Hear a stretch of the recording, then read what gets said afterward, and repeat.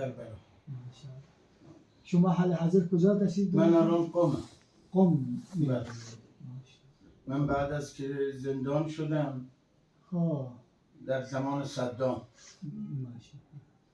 زندان بعد شدم. آزاد شدید که اومدید ایران؟ نه، من حکم اعدامم در اومده بود.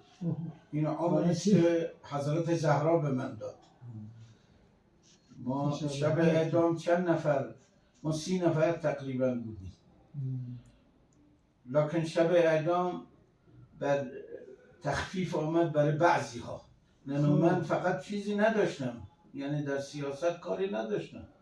من کارم مذهبیه و کتابی نوشته بودم الاذان و المؤذن، چاپ شده، 10 چاپ خورده.